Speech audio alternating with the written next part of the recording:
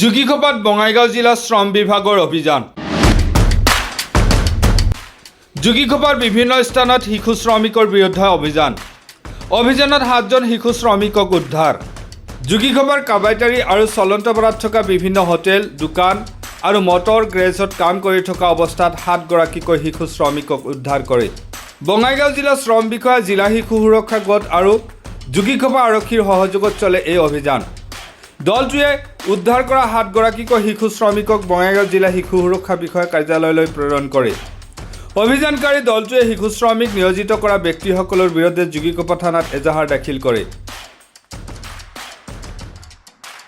আমি আজি জিলা শ্ৰম বিষয়া কাৰ্যালয়ৰ উদ্যোগত আৰু লগতে শিশু সুৰক্ষা যি সমিতি আছে DCP অফিচৰ লগত আৰু যোগীঘোপা থানাৰ সহযোগত আমি এটা চাইল্ড লেবাৰ ড্ৰাইভ কৰিছোঁ। যোগীঘোপা, চলন্তপাৰা আৰু কাবাইতাৰী যিখিনি নিকটৱৰ্তী দোকান আছে, হোটেল আছে, তাৰপিছত মটৰ গেৰেজ আছে, সেইখিনিত আমি আমাৰ যিটো এইটো চাইল্ড লেবাৰ ড্ৰাইভ এটা চলি আছে আমাৰ 1 জুনৰ পৰা 30 জুনলৈকে। এইটো আমাৰ একশ্যন টেকেন মান্থ হয় আৰু এই মাহটোত আমি গোটেই বঙাইগাঁও জিলাতে আমি এই কাৰ্যসূচী গ্ৰহণ কৰিছোঁ। ইতিমধ্যে আমি মানিকপুৰ আৰু বঙাইগাঁৱৰ আন জেগাতো আমি চাইল্ড লেবাৰ ড্ৰাইভ লৈছোঁ আৰু আজি আমি যোগীঘোপাত ইতিমধ্যে 7জন শিশু শ্ৰমিক উদ্ধাৰ কৰিছোঁ আৰু ইয়াৰ উপৰি আমি মানুহৰ মাজত সজাগতাও সৃষ্টি কৰিছোঁ যাতে তেওঁলোকে শিশু শ্ৰমিক নাৰাখে। 18 বছৰ তলৰ কোনো ল'ৰা ছোৱালী বা 14 বছৰ তলৰে হওক, 18 বছৰ হওক, এডোলেচেণ্ট আৰু চাইল্ড দুয়োটা ল'ৰা ছোৱালী যাতে তেওঁলোকে কামত নাৰাখে, সেইখিনিও আমি তেওঁলোকক সজাগতা কৰিছোঁ।